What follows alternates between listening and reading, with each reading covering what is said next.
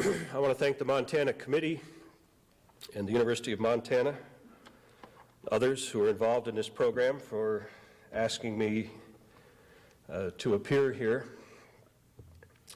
and especially Margaret, who is an old and dearly beloved friend. I put my watch up here. I like to do that.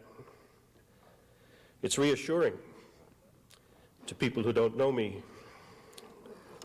I know that some of you have other things to do. I put it up here because there's a calendar on it. So if maybe Sunday morning you need to go home, slip quietly out. I was asked a couple years ago to read from Circling Back, a book I wrote a while back. I think because there was some material in there about Lewis and Clark and about the mountain men. But as the program developed over the last couple of years, it seemed clear that we needed to hear some other voices as well. And so my plan has changed over time. I do want to read from some of those early voices and some that come a little later, from a series of documents that are related to the discovery. But I'm sort of going to ignore Lewis and Clark. You'll hear plenty about them from all the others on the program. You already know plenty about them yourselves. I doubt that I have anything new or different or important to say about them. Instead, I'm sort of pursuing an idea here. I'm not really sure even what that idea is, but as one reads disparate documents of all kinds, they take on the character of a mosaic. Patterns begin to emerge, vague sometimes as the first gray tones of a photo swimming up through the developing fluid, but growing more clear. And it is that pattern, I guess, that really caught me. And I think I want to follow that pattern toward a kind of rediscovery of the American West. Some of these sources, I hope, will be new to you, so that it's not all hash. Some of them will be very familiar. Some of them represent some fairly strong and perhaps even painful stuff to hear. I suppose I should make a disclaimer like they do on public television and say, you know, this is not the feeling of the sponsor or the view of the speaker. In 1990, I had the privilege of traveling for a year in 8 western states. I got to visit with a lot of people in a lot of small towns all over the West. And I found them concerned about the things you know you're concerned about, education, the economy. But I also found them concerned about some deeper issues, the kind of pulling away of people from participation in public life, the sort of withdrawal from public participation. As one woman in Oregon said, in Eastern Oregon, it's not just that folks don't go to the Rotary or the Lions Club anymore or to church. They don't go anywhere. They stay home and they watch the TV. And then I thought about the ranchers I knew in the West who were beleaguered by environmentalists, and I thought about environmentalists who really care about the land and are worried about that. And the phrase that kept coming to my mind by the end of that year was the pain of the West. It seemed like everywhere I went, the stress was enormous. And so that phrase sort of reverberated in my head for a long time, the pain of the West. So I want to read from some of these old documents, quite a variety of them. And then I want to make a few comments about that, and then we'll have some time for questions and answers.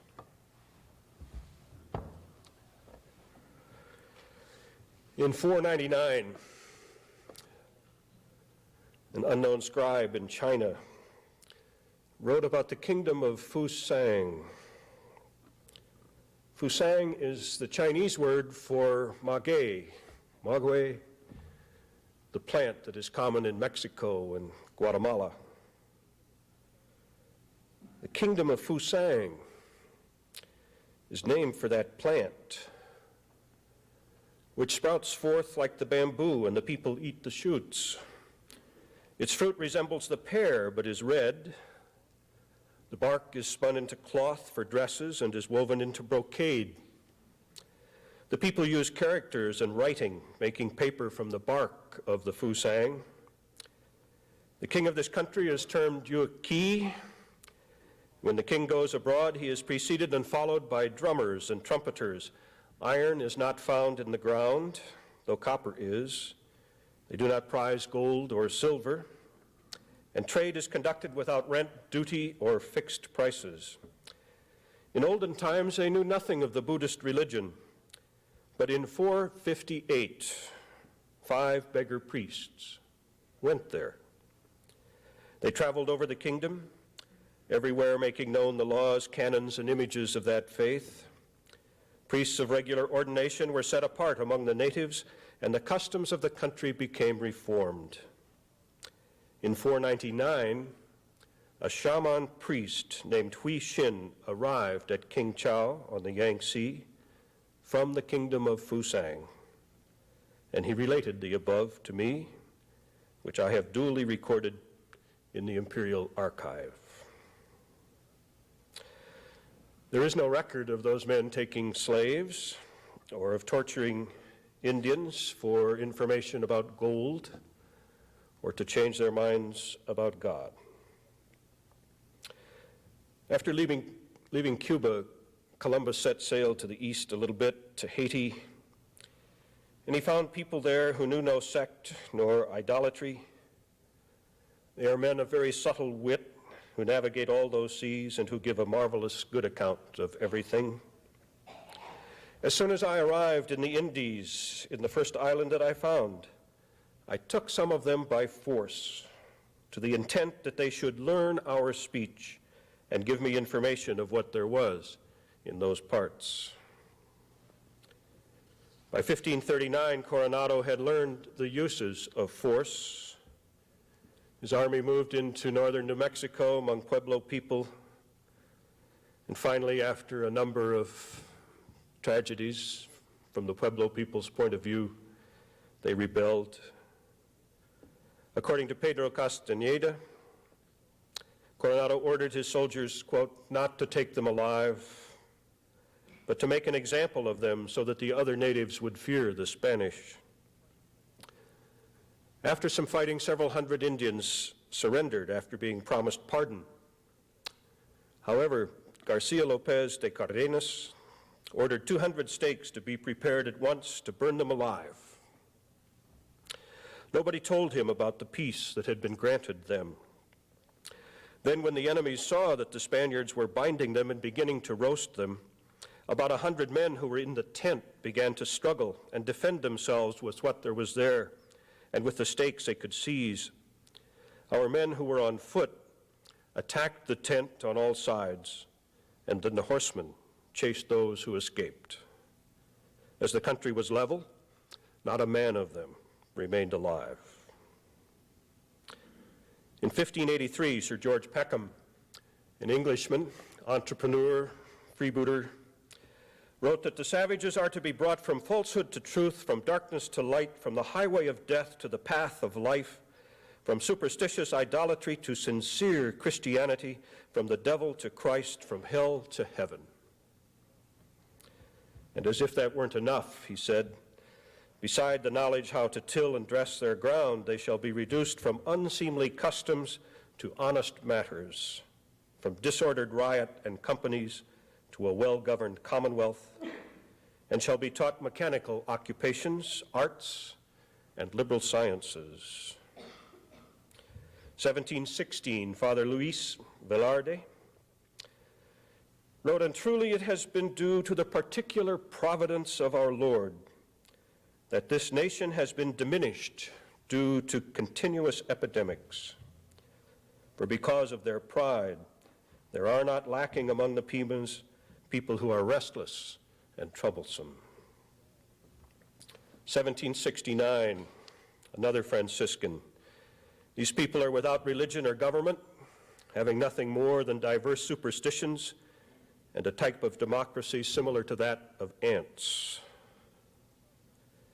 In 1776, Tom Jefferson, commonly believed to be a friend to Indians, although I've never understood why, wrote in a letter, "I am sorry that the Indians have commenced war, but greatly pleased that you have been decisive on that head.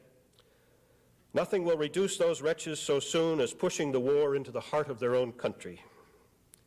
But I would not stop there. I would never cease pursuing them while one of them remained on this side of the Mississippi. The Indians are a useless, expensive, ungovernable ally." There were other voices. Ben Franklin, 1784. "Savages we call them because their manners differ from ours, which we think the perfection of civility. They think the same of theirs. Our laborious manner of life compared with theirs, they esteem slavish and base, and the learning on which we value ourselves they regard as frivolous and useless." Before Lewis and Clark, there was considerable activity in the West, even on the Missouri and the Yellowstone. In 1732-33, 100 years before the prime years of the fur trade, a rumor reached a Frenchman named Bienville that 11 French voyageurs had been killed on the Missouri by the Osage. The rumor was almost unfounded. On April 22, 1734, Bienville wrote to his superiors, "The news that I have had the honor of sending to your Excellency concerning the letters I have received about the murder of 11 voyageurs, of which the Osages have been accused, has only been partly confirmed. It is true that they killed a slave and a tramp engagé with the hunters, whom they mistook for a savage. The others who were away when the blow was struck were frightened when they returned to where the murder had been committed, and not daring to trust any nation, they decided to go to the Illinois by land, where they arrived after 2 months' trek. Thus the officer who commanded at Arkansas, not seeing them returned, judged that they had been killed, and wrote that to me." How well known the lower Missouri was 25, 30 years before Lewis and Clark is revealed in a letter of Governor General Miro to Antonio Rangel, Comandante of the Provincias Internas. December 12, 1785. "The Poncas have a village on the small river, below the river that runs. Nevertheless, they are nomadic, naturally ferocious and cruel, kill without mercy those whom they meet on the road, although if they find themselves inferior in strength, they make friends of them. And in a word, although they are not more than 80 warriors, they only keep friendship with those whom necessity obliges them to treat as friends. The 7 villages of the Arikaras, or Rees, are located along the Missouri nearly 400 leagues from its mouth.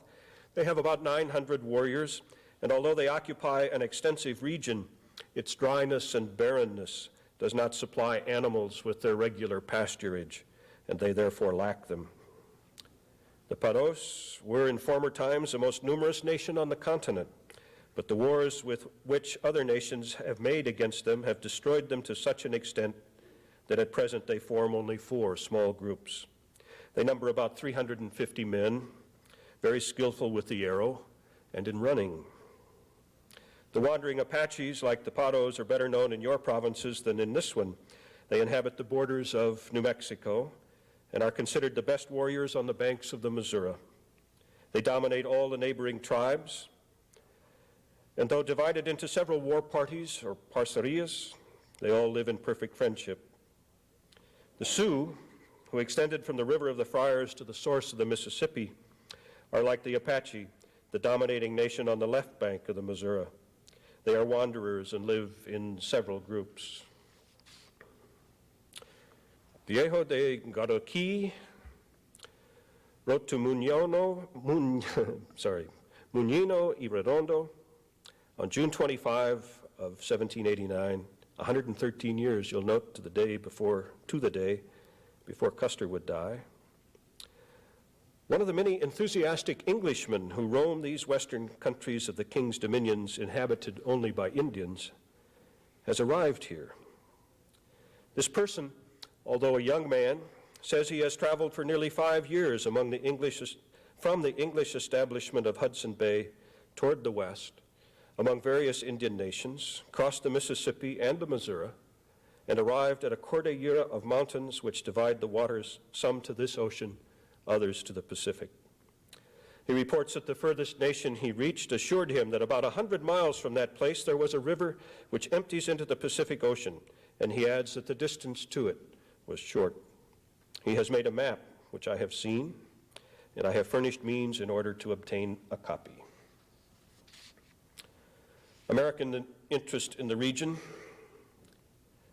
was perhaps best expressed in an exchange of letters in 1790, 14 years before Lewis and Clark. The War Office, 20th December, 1789, to General Harmar at Fort Washington in Illinois. Dear Sir, the subject I am about stating must be retained by you as a profound secret, and I depend on your honor not to communicate thereon now or hereafter, excepting with the Governor of the Western Territory, St. Clair, whom I shall refer to you. It is important that the official information of all the Western region should be as precise and as extensive as the nature of things will permit. You will thereafter exercise your mind in obtaining such information. Devise some practicable plan for exploring the branch of the Mississippi called the Missouri, up to its source and all its southern branches, and tracing particularly the distance between the said branches and any of the navigable streams that run into the Great North River, which empties itself into the Gulf of Mexico. In order that you may better comprehend my idea, I send you a map of the said river and its conjectural relation to the Missouri. You will see that this object cannot be undertaken with the sanction of public authority. An enterprising officer with a non-commissioned officer, well acquainted with living in the woods and perfectly capable of describing rivers and countries, accompanied by 4 or 5 hardy Indians perfectly attached to the United States, would, in my opinion, be the best mode of obtaining the information requested. Could you engage 2 such parties and send them off at different periods of 1 or 2 months apart? It is highly probable that one, if not both, would succeed and return. Endeavor by all means to find suitable characters for this hardy enterprise, and having found them, dispatch them as soon as possible. I say nothing about their equipments or the manner of their being furnished, leaving that to you and the governor's judgment, and those to whom you may confide the direction of the enterprise. Pocket compasses would be necessary to their success, and pencils and paper to assist their remarks. Were it practicable to make the operation with canoes, it would be most satisfactory. I am, dear sir, with great esteem, your most humble servant, Henry Knox. I'm not so sure about the esteem if he thought he had to tell him to take compasses and pencils and paper.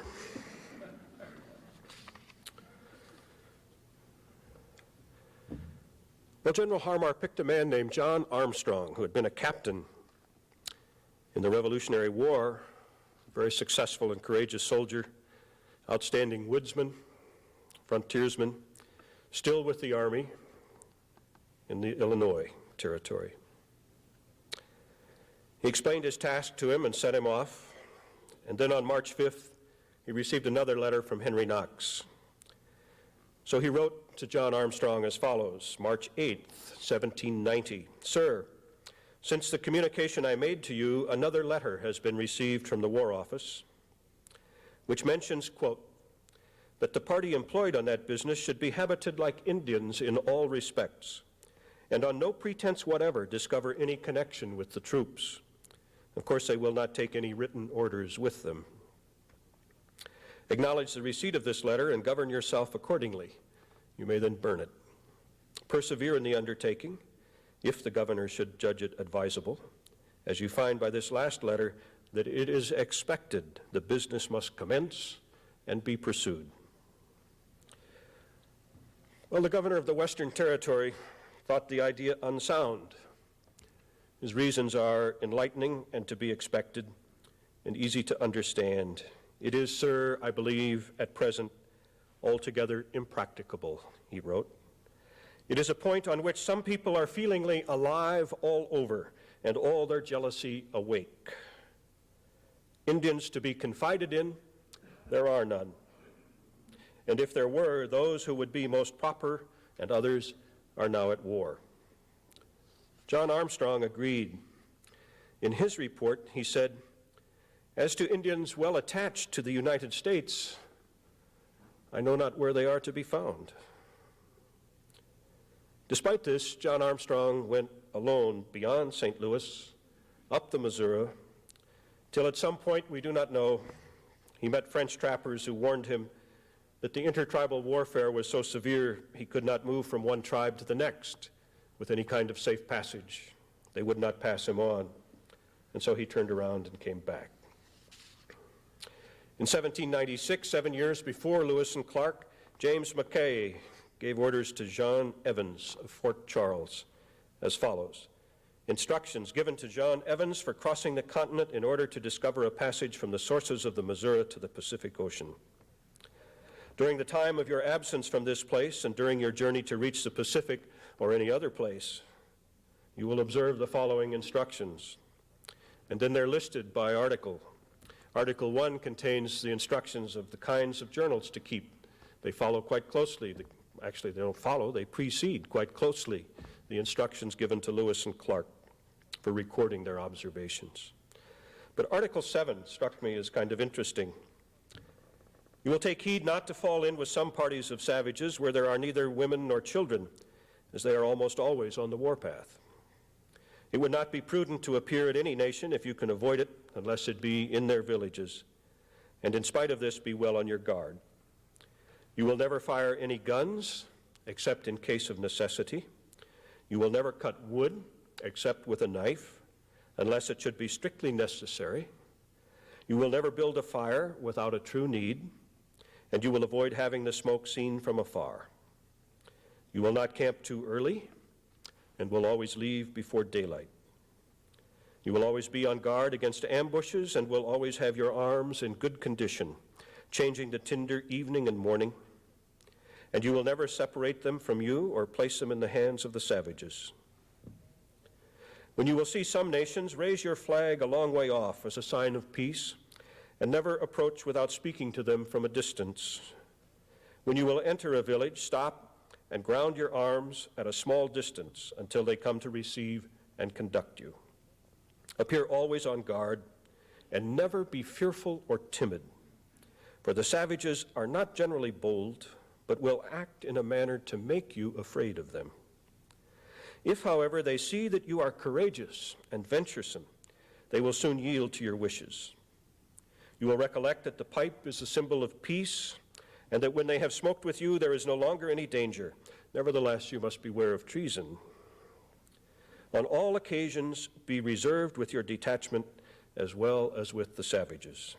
Always give to your conduct the air of importance, and show goodwill toward everyone, white or red." I couldn't help but think that sounds perhaps a little like a black mother in Chicago sending her child off to an integrated school on the first day. Be cool. Our concern with the Missouri and the Yellowstone lends some interest to the report of Jean-Baptiste Trudeau, a voyageur, made in 1796. His report is described as containing an exact account of the most remarkable rivers that empty there from above the great river Platte to above the Mandan and Gros Ventre nations, of their name and their distance, with a general idea of the savage people recently visited by the subjects of His Catholic Majesty, of their customs, religions, maxims, usages, commerce, and other remarks, as well as of those who dwell upon the banks of this great river, as of those who wander over the neighboring countries to the westward. The Missouri, he wrote, above the river of the Cheyenne, turns to the northeast the distance of 4 or 5 leagues, and afterwards it turns again to the west as far as the Mandan. On the north side, from there up to the Gros Ventre, it receives only a single river, which issues forth about 60 leagues above the mouth of this river of the Cheyenne. On the west side of the Missouri, there are 5 rivers, all of inconsiderable size. It is estimated that the Mandan village is distant 100 leagues from the entrance of the river of the Cheyenne. At 50 leagues above the Gros Ventre, to the west of the Missouri, there discharges a large river called the River of the Yellowstone, which is almost as broad and deep as the Missouri. This great river has its source in the mountains of rocks in the western part. Its banks are well supplied with wood. There are found firs, pines, North American firs, birches, cedars, and every other tree. The buffalo and other wild animals rove in herds along its banks. Many little rivers that flow into it abound in beaver beyond all belief. The nation of the Crow, a numerous people, dwells along its banks, and higher up, in ascending toward its source, are situated several other savage nations that are still unknown to us. The savages assured me that it was very deep, a long distance from its mouth. The Sioux tribes are those who hunt most for the beaver and other good peltries of the upper Missouri. They scour all the rivers and streams without fearing anyone. All the savage people which I have mentioned in this description, and of course I've just taken tiny excerpts from an extensive description. All the savage peoples which I have mentioned in this description, that is to say those which dwell west of the Missouri, are the mildest and most humane toward us of all the people of the universe. They have a great respect and a great veneration for all white men in general. They do not know how to distinguish among civilized nations, English, French, Spanish, etc., whom they call indifferently white men or spirits. On June 8, 1796, Mr. Evans, who had evidently followed his orders successfully, wrote, "As to the manners and customs of the Indians, I found they differ but little from one to the other. In the different parts of the country across which I voyaged, all that I could remark was that the nations who had but an imperfect knowledge of the whites were of a softer and better character, whilst those who have frequent communications with the whites appeared to have contracted their vices without having taken any of their virtues." A year before Lewis and Clark, Francois Leroux followed the Crow along the Yellowstone, the Powder, Shot Stone, they called it, Pryor Creek. And while in a camp on a divide between the Little Bighorn and the Bighorn, scouts came into camp one morning and reported that they had heard shots and seen running buffalo, and a little group of warriors took off immediately and came back a few hours later to report that they had seen 35 some men, and the camp was transformed, according to Leroux's journal, into an uproar, and people immediately mounted up and rode off. He was caught in the spirit of the moment, and he followed along. All of the strangers escaped, he said, except 2 scouts who were well in advance. These men were surrounded after a long race, but killed and scalped in a twinkling. When I arrived at the dead bodies, they had taken but his scalp and the fingers of his right hand. They borrowed my sheath knife, with which they cut off his left hand and returned it to me, bloody, as a mark of honor. Men, women, and children were thronging to see the dead bodies and taste the blood. Everyone was desirous of stabbing the dead bodies to show what he would have done had he met them alive and insulted them in the worst language they could give. In a short time, the remains of a human body was hardly distinguishable. Every young man had a piece of flesh tied to his gun or lance, with which he rode off to the camp singing and exultingly showing it to every young woman in his way. Some women had a whole limb dangling from their saddles. The sight made me shudder at such cruelties, and I returned home in quite different frame of mind from that in which I left it. The story of Lewis and Clark you know well. One result of the trip was the death of only one member of the troop, the death of an Indian who was stabbed by a man named Fields when he tried to steal guns and horses, and perhaps the death of another whom Lewis shot. "I shot him through the belly," he said in his journal. "He fell to his knees, then rolled over onto his right elbow. He took a shot at Mr. Lewis, which came so close, Lewis said he could feel the breeze against his skull. But then the man crawled off into the rocks with a companion, and Lewis did not venture to follow. George Frederick Ruxton, in Life in the Far West, captured not only the tone and the style, but the mindset of the average mountain man. 'Twas about calf time, maybe a little later, not 100 years ago by a long chalk, that the biggest kind of rendezvous was held up to Independence, a mighty handsome little location, way up on the Missouri. A pretty smart lot of boys was camped there, about a quarter from the town, and the way whiskey flowed that time was some now, I can tell you. There was old Sam Owens, him as got rubbed out by the Spaniards at Sacramento or Chihuahua. This hoss doesn't know which, but he went under anyhow. Well, Sam had his train along, ready to hitch up for the Mexican country. 20 thundering big Pittsburgh wagons, and the way his Santa Fe boys took in the liquor beat all, eh, Bill? Well, it did. Bill Bent, his boys camped the other side of the trail. They was all mountain men. And Bill Williams and Bill Tharp, the Pawnees took his hair on Pawnee Fork last spring. 3 Bills, and them 3's all gone under. Shirley Hatcher went out that time, and wasn't Bill Gary along too? Didn't him and Chaminade sit in camp for 20 hours at a deck of euchre? Them was Bent's Indian traders up on the Arkansas. Poor Bill Bent. Them Spaniards made meat of him. He lost his top knot to Taos. A clever man was Bill, as I ever knowed, to trade a robe or throw a buffler at his tracks. Old St. Vrain could knock the hindsight off him, though, when it come to shooting. And old Silverheels spoke true, she did. Plumb center she was, eh? Well, she wasn't nothing else. Them greasers paid for Bent's scalp, they tell me. Old St. Vrain went out of Santa Fe with a company of mountain men, and the way they made him sing out was slick as shooting. He counted a coup, did St. Vrain.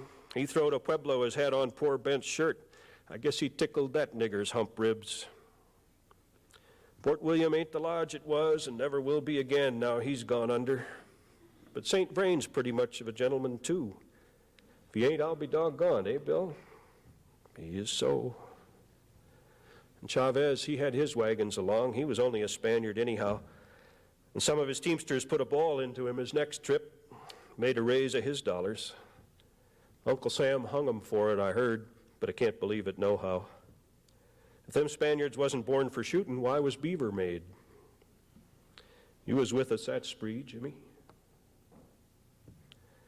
1868, after the Fetterman fiasco, Sherman wired General Sheridan, "We must act with vindictive earnestness against the Sioux, even to their extermination, men, women, children. Nothing less will reach the root of this case." Sheridan's orders to Custer on his way to the Washita: kill or hang all warriors. And Sherman himself wired Custer: kill as many as you can. In 1872, General Francis C. Walker was the Commissioner of Indian Affairs. He said to Congress, "There is no question of national dignity, be it remembered, involved in the treatment of savages by civilized powers. With wild men, as with wild beasts, the question of whether one shall fight, coax, or run is only a question of what is easiest and safest." 1876, Custer got his comeuppance. But a more settled West was not much more conducive to a gentle spirit. Less than 25 years after Custer died, Rudyard Kipling came to Montana. He came from the West by way of California. Went up the coast through Oregon, Washington. He was writing letters back to a newspaper in India. And he said, "There is a great deal in the remark of a discontented traveler. Quote, when you have seen a fine forest, a bluff, a river, and a lake, you've seen all the scenery of Western America. Sometimes the pine is 300 feet high, and sometimes the rock is. Sometimes the lake is 100 miles long. But it's all the same, don't you know? I'm getting sick of it," end quote. I dare not say getting sick, I'm only tired. If Providence could distribute all this beauty in little bits where people most wanted it, among you in India, it would be well. But it is en masse overwhelming, with nobody but the tobacco-chewing captain of a river steamboat to look at it. Men said if I went to Alaska, I should see islands even more wooded, snow peaks loftier, rivers more lovely than those around me. That decided me not to go to Alaska. I went east to Montana, after another horrible night in Tacoma among the men who spat. Why does a Westerner spit? It can't amuse him, and it doesn't interest his neighbor. Eastward then to Montana, I took my way for the Yellowstone National Park, called in the guidebooks Wonderland. This is 1898. But the real wonderland began in the train. We were a merry crew. One gentleman announced his intention of paying no fare and grappled the conductor, who neatly cross-buttocked him through a double plate glass window. His head was cut open in 4 or 5 places. A doctor on the train hastily stitched up the biggest gash, and he was dropped at a wayside station, spurting blood at every hair, a scarlet-headed and ghastly sight. The conductor guessed that he would die and volunteered the information that there was no profit in monkeying with the North Pacific Railway. There was a row in our car toward morning, a man having managed to get querulously drunk in the night. Up rose a Cornishman with a red head full of strategy and strapped the obstreperous one into his bunk, smiling hugely as he did so. And a delicate little woman in a far bunk watched the fray and called the drunken man a damned hog, which he certainly was, though she needn't have been quite so coarse about it. Our train climbed till we struck violent cold and an Indian reservation, and the noble savage came to look at us. He was a flathead and unlovely. Most Americans are charmingly frank about the Indians. Let us get rid of him as soon as possible, they say. We have no use for him. Some of the men I meet have a notion that we in India are exterminating the native in the same fashion, and I have been asked to fix a date for the final extinguishment of the Aryan. I answer that it will be a long business. Very many Americans have an offensive habit of referring to natives as heathen. Mohammedans and Hindus are heathen alike in their eyes, and they vary the epithet with pagan and idolater. I was listening to yarns in the smoking compartment of the Pullman all the way to Helena, and with very few exceptions, each had for its point violent, brutal, and ruffianly murder. Murder by fraud and craft of the savage, murder unavenged by law. At the end of each tale, I was assured that the old days had passed away, and that these were anecdotes of 5 years standing. One man in particular distinguished himself by holding up to admiration the exploits of some cowboys of his acquaintance and their skill in the use of the revolver. Each tale of horror wound up with, "And that's the sort of man he was," as though to say, "Go and do likewise." Remember that the shootings, the cuttings, and the stabbings were not the outcome of any species of legitimate warfare. The heroes were not forced to fight for their lives. Far from it. The brawls were bred by liquor, in which they assisted, in saloons and gambling halls. They were wont to pull their guns on a man, and in the vast majority of cases, without provocation. The tale sickened me, but taught one thing. A man who carries a pistol may be put down as a coward, a person to be shut out from every decent mess and club and gathering of civilized folk. There is neither chivalry nor romance in the weapon, for all that American authors have seen fit to write. I would I could make you understand the full measure of contempt which certain aspects of Western life have inspired in me. You know the feeling of discomfort, pity mingled with aversion over the boy who's making an exhibition of himself? The same emotion came back to me when an old man who ought to have known better appealed from time to time for admiration of his pitiful sentiments. It was right in his mind to insult, to maim, and to kill, right to evade the law where it was strong and to trample over it where it was weak, right to swindle in politics, to lie in affairs of state, and commit perjury in matters of municipal administration. The car was full of little children, utterly regardless of their parents, fretful, peevish, spoilt beyond anything I have ever seen in Anglo-India. They in time would grow up into men such as sat in the smoker and had no regard for the law. Late in the night, we ran over a skunk, ran over it in the dark. Everything that has been said about the skunk is true.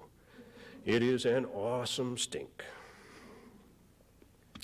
Livingston is a town of 2,000 people, and the junction for the little sideline that takes you to the Yellowstone National Park. It lies in a fold of the prairie, and behind it is the Yellowstone River and the gate of the mountains through which the river flows. There is one street in the town where the cowboy's pony rests contentedly in the blinding sunshine while the cowboy gets himself a shave at the only barber shop and swaps lies at the bar.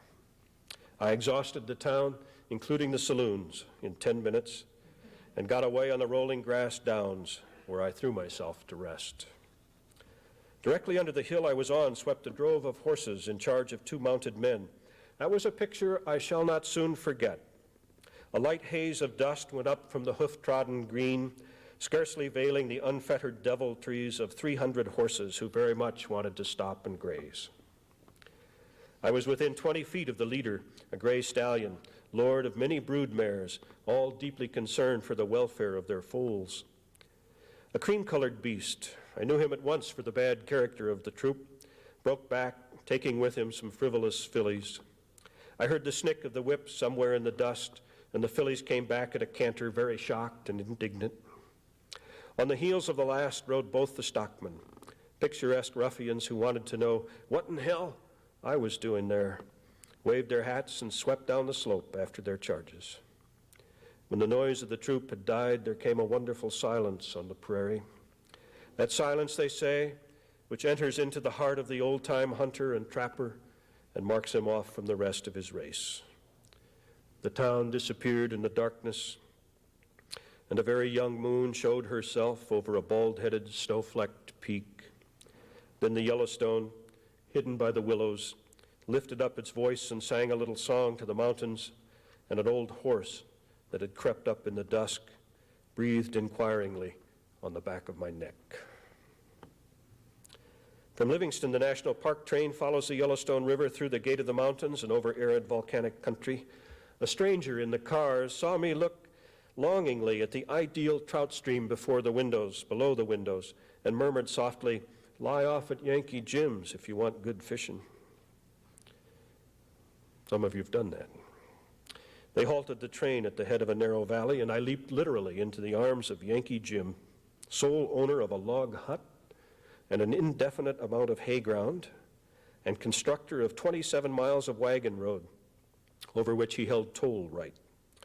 There was the hut, the river 50 yards away, and the polished line of metals that disappeared round a bluff. That was all. The railway added the finishing touch to the picture already complete of loneliness. Yankee Jim was a picturesque old man with a talent for yarns that Ananias might have envied.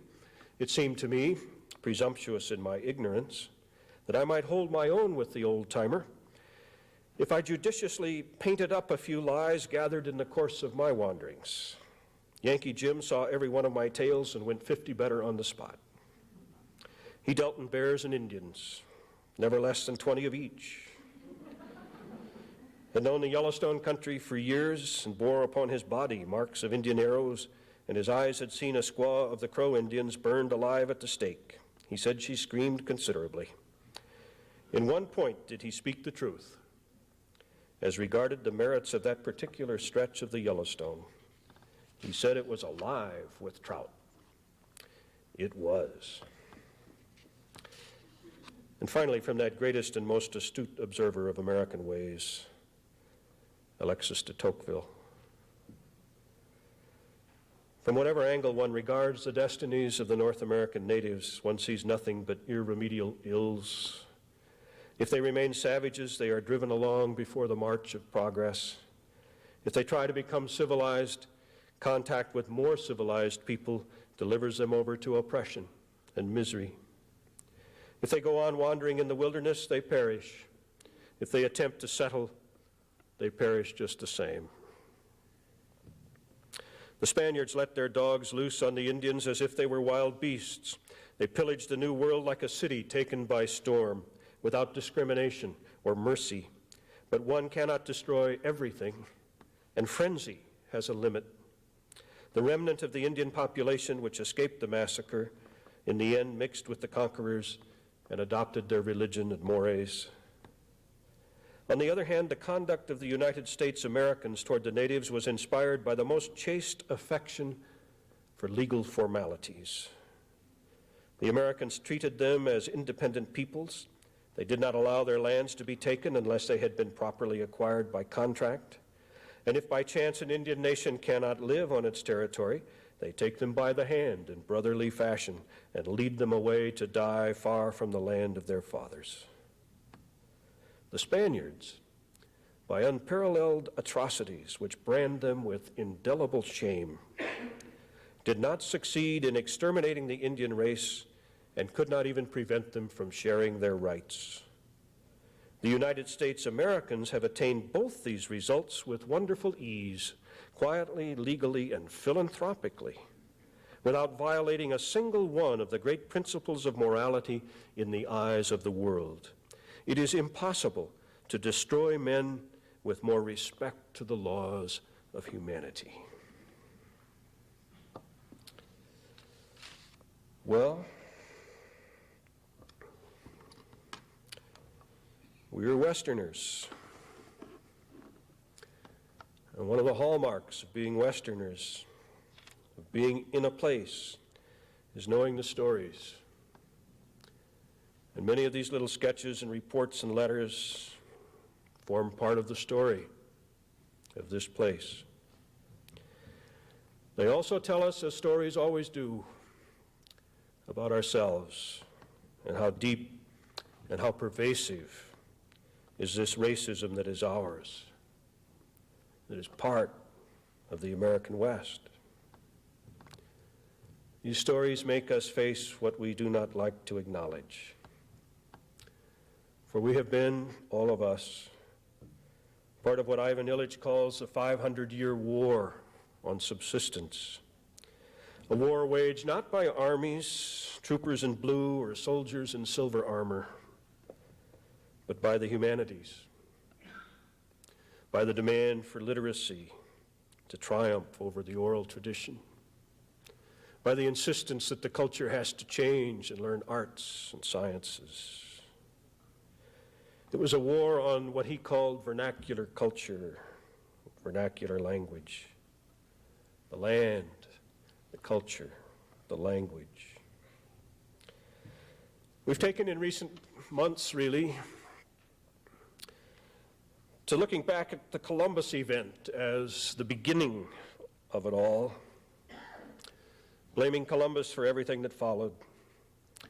And I think up until a couple of days ago, maybe I thought the same and would have agreed.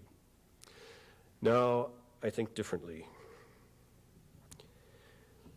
We have our own responsibility here, and we cannot lay our destructive tendencies off on Columbus. We must own up to our own bigotry. Columbus was our predecessor, but not our guide. And he did not, like the devil, make us do it.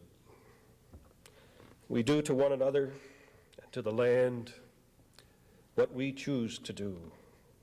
And the responsibility is ours, not his.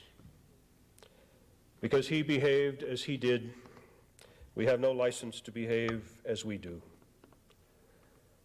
And we dare not let ourselves off the hook by blaming him. And American Indian people in their resentment ought not let us off the hook either, or assist us in that effort.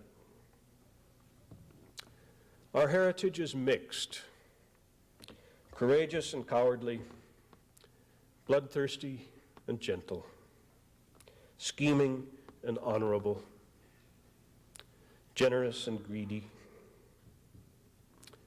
But this is no reason to despair.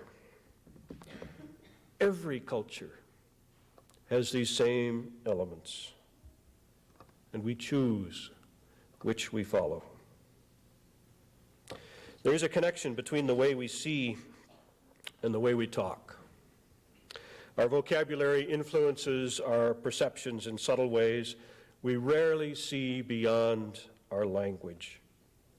The indescribable tends always toward the invisible.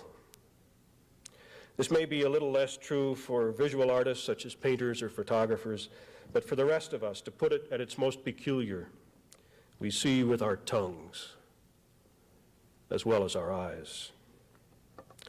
Given our heritage, given the vocabulary we've learned to use with regard to our neighbors, in the face of these stories,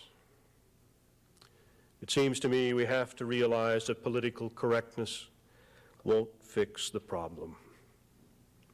It is too deep, too troubled, too painful. Arthur Schopenhauer asks, what can be expected of beings in a situation as we are? The appropriate form of address between man and man ought to be not sir, but fellow sufferer.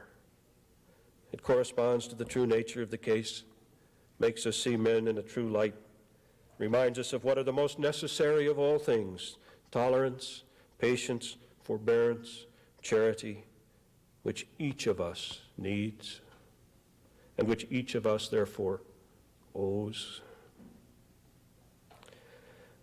Perhaps we can begin to rediscover the American West by reminding ourselves of this view of our human condition. We see ourselves as white, Crow, Pawnee, Hispanic, black, Vietnamese, male, female. And it's important and interesting and wonderful to see that. But underneath the outward and visible signs, we can see another reality which requires our respect. That's the reality of the walking wounded. We are all part of that throng. There are no exceptions. Those who appear to live easily, without suffering, are perhaps the most crippled of all. To be denied loss or pain is to be denied a real life. It's possible, if one is foolish perhaps, from this vantage, to speak of racism and sexism at the same time. It's possible because they both have the same root, and the root grows so deep, extends so far down into the past, that it's almost impossible to extricate ourselves from it. The root is fear of the other, fear of the unknown. There have never been a people or a culture free of this. Every culture has its epithets, the alienating and unpleasant name for the other. Historically, each of us has known oppression, and over time, each of us has fallen victim. I'm trying to use my words carefully here. Historically, each of us has known oppression, and over time, each of us has fallen victim to being the oppressor. We seek to control the other because we do not know the other. The otherness of the other may simply be incomprehensible to us, and thus we are never sure what to expect. The otherness of the feminine for many men, I think, is so full of mystery and therefore of fear. It is simply impenetrable to males. There is a tradition old as a desert of hospitality.